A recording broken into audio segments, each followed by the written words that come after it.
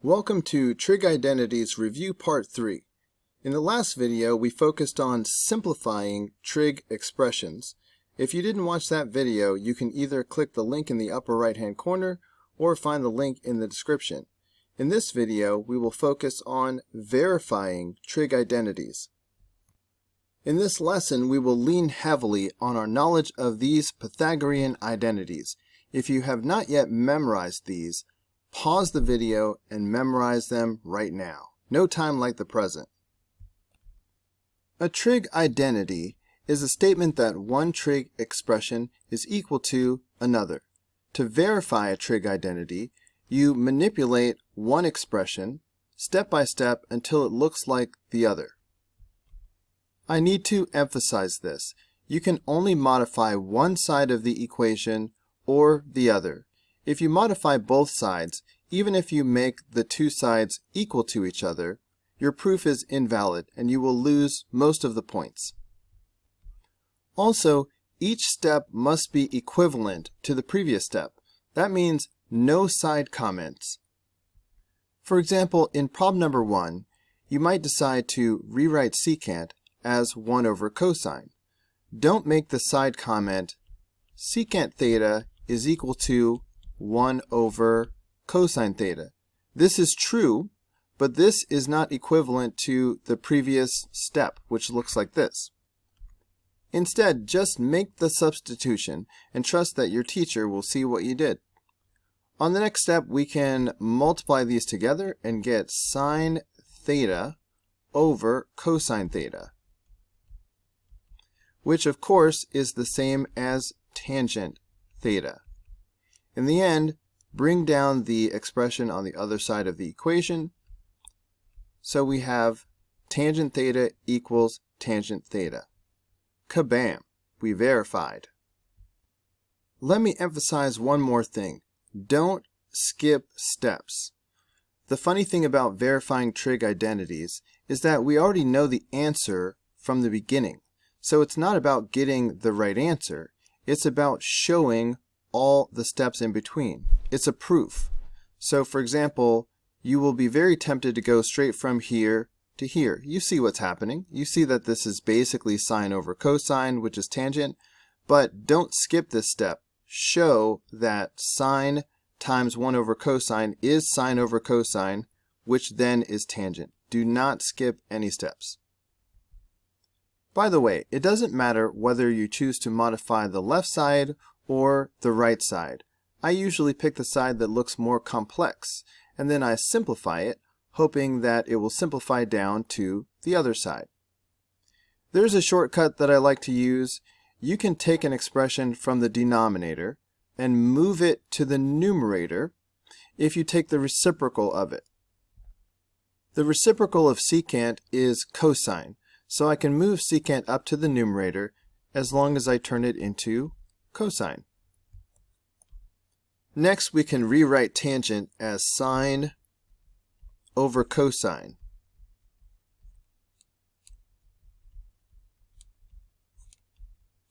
But then we notice that we have cosine in the denominator and cosine in the numerator. These cancel each other out, leaving behind just sine theta. And then bringing down the other side of the equation, we have sine theta equals sine theta. Identity verified. Some students are not comfortable with moving secant out of the denominator and turning it into cosine. So instead, you can simply rewrite the numerator and the denominator in terms of sine and cosine directly. I can rewrite tangent as sine theta over cosine theta. And then I can rewrite secant as 1 over cosine theta. When you divide by a fraction, you multiply by the reciprocal. So then on the next step, I will have sine theta over cosine theta times cosine theta over 1. Then you see that the cosine theta cancels out. So again, we are left with sine theta, which does equal the other side of the equation. So identity verified. By the way, When you multiply by the reciprocal, you have to show it as its own step, like this. Do not go back to the previous expression and write times cosine theta over 1, and maybe cancel these out and try to go straight from here to here. By putting this side comment, you've created something. This monster expression is not equivalent to the previous expression, so your proof is now invalid.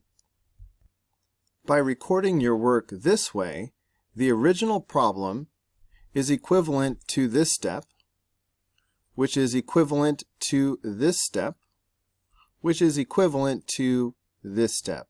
So your proof is valid. For number 3, I choose to modify the left-hand side.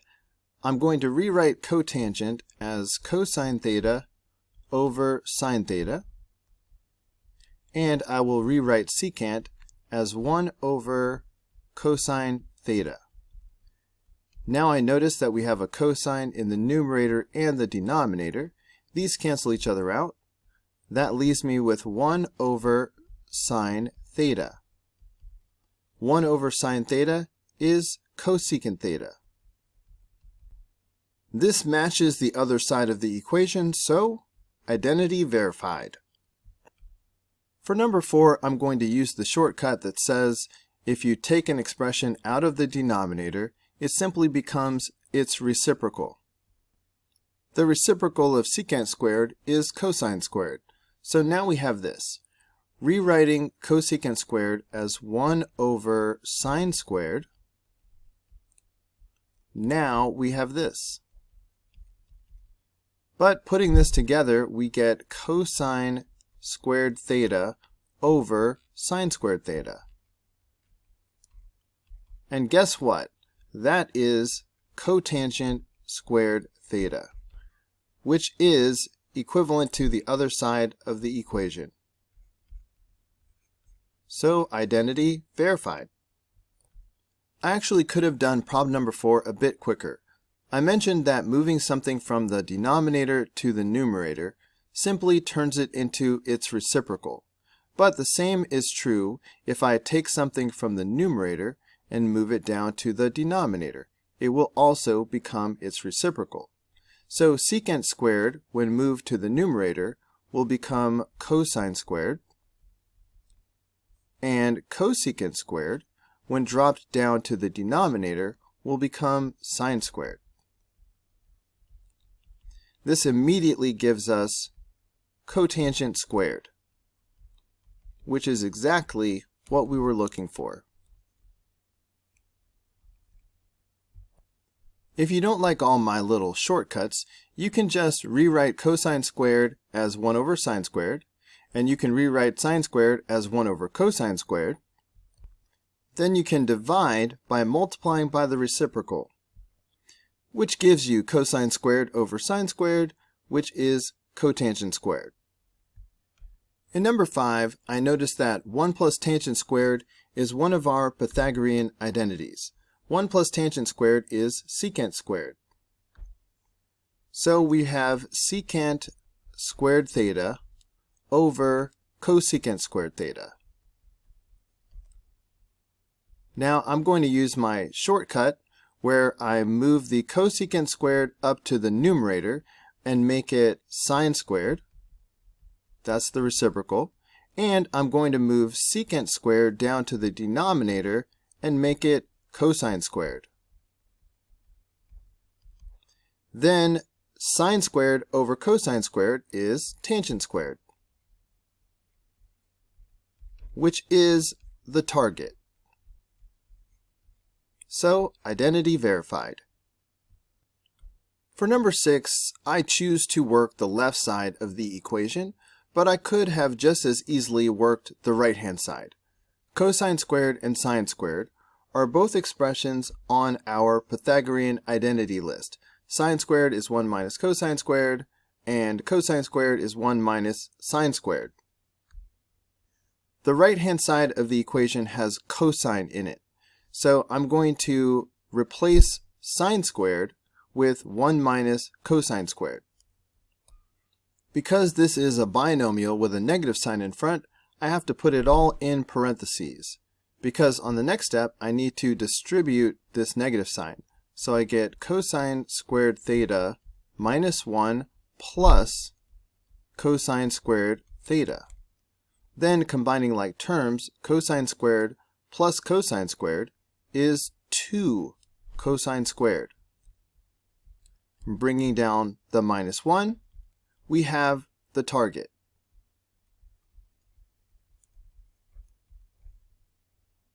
So, identity verified. 1 plus sine theta times 1 minus sine theta is one of the expressions on our Pythagorean identity list. 1 plus sine times 1 minus sine is cosine squared. So we have this, but cosine squared is the reciprocal of secant squared. In other words, cosine squared is the same as 1 over secant squared. And this is the target. So, identity verified. Number 8. If one side has a plus or a minus in it, I usually work that side and try to make it look like the other side. So I can rewrite secant as 1 over cosine, and then I have minus, and I'm just going to put cosine over 1.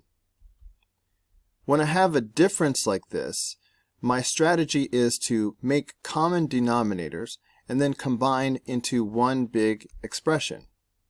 So I see a denominator of cosine, so I'm going to multiply by cosine theta over cosine theta, which gives both sides a common denominator of cosine theta. So combining these now into 1, I have 1 minus, and this is cosine squared, all over cosine. But 1 minus cosine squared is right off our identity list. 1 minus cosine squared is sine squared. So really we have sine squared over cosine. So now I look back at the target. I see that we have a tangent here. So I ask myself, how can I get a tangent out of this? If I split apart the sine squared as sine theta times sine theta, and then if I take the single cosine and put it under one of the sine thetas, then I realize that I have tangent. And specifically, I have tangent theta times sine theta, which is the target. So, identity verified. By the way, do not skip this step. Do not go directly from here to here. You need to show that you are splitting the sine squared into sine, and that's where the tangent is coming from. This step is important. For number 9, 1 plus tangent squared is on the Pythagorean identity list. 1 plus tangent squared is secant squared. So we have cosecant squared theta over secant squared theta. I'm going to use the shortcut where you move the denominator up to the numerator and make it into the reciprocal. The reciprocal of secant is cosine. So in the numerator I will have cosine squared theta now. But I will also drop the numerator down to the denominator and make that the reciprocal. The reciprocal of cosecant is sine. So in the denominator I have sine squared theta. But cosine squared theta over sine squared theta is cotangent squared theta, which is the target. So, identity verified. Number 10. I think I will begin with the distributive property. So I will have sine theta times cosecant theta minus sine squared theta. Let's rewrite cosecant theta as 1 over sine theta. So this is sine theta times 1 over sine theta minus sine squared theta.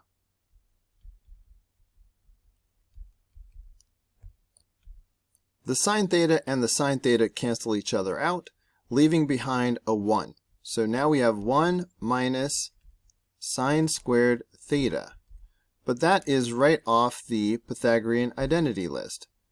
1 minus sine squared is cosine squared.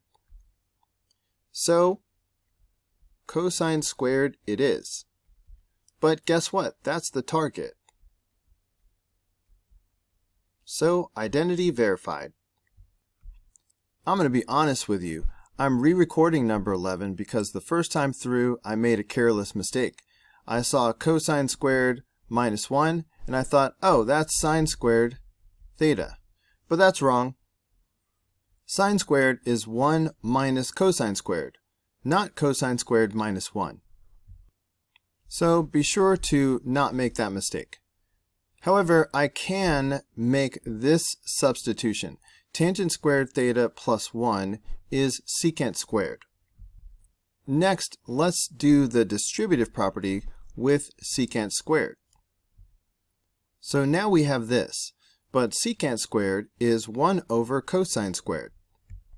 Of course, the cosine squared in the numerator cancels out the cosine squared in the denominator. We are left with 1 minus secant squared, which is the target, so identity verified. Last one, 1 plus tangent squared is secant squared. So now we have this. Using my shortcut, I'm going to move tangent squared out of the denominator and turn it into its reciprocal cotangent squared. So now we have this. Let's rewrite everything in terms of sine and cosine. So instead of secant squared, we will have 1 over cosine squared. And instead of cotangent, we will have cosine squared over sine squared. Then we see that we have a cosine squared in the denominator and another cosine squared in the numerator. These cancel each other out, leaving behind 1 over sine squared theta. But 1 over sine squared is the same as cosecant squared. And since this is the target, identity verified. Let's do one more. For number 13, I'm going to rewrite everything in terms of sine and cosine and simplify. Cosecant is 1 over sine, so in the numerator we have this. Secant theta is 1 over cosine theta, and cotangent theta is cosine theta over sine theta. Next, I will simplify the numerator. So instead of 1, I'm going to write sine over sine, so I have common denominators. On the next step, I will combine these separate fractions into a single fraction using the common denominator. On the next step, in order to divide by 1 over cosine theta, I'm going to multiply by the reciprocal. So now we have this. I'm noticing that we actually have a common denominator of sine theta. So on the next step, I can combine these two separate expressions into one big fraction. When I do this, I will need to put the sine theta plus 1 in parentheses next to that cosine theta. On second thought, I think I will distribute the cosine theta like this. Distributing the cosine theta across gave me sine theta cosine theta plus cosine theta. But then I brought down my minus cosine theta right here. Plus cosine theta minus cosine theta, this cancels out. So now we have sine theta cosine theta over sine theta. But the sine theta in the numerator cancels out the sine theta in the denominator. And we are left with cosine theta. But this is the target. So, identity verified.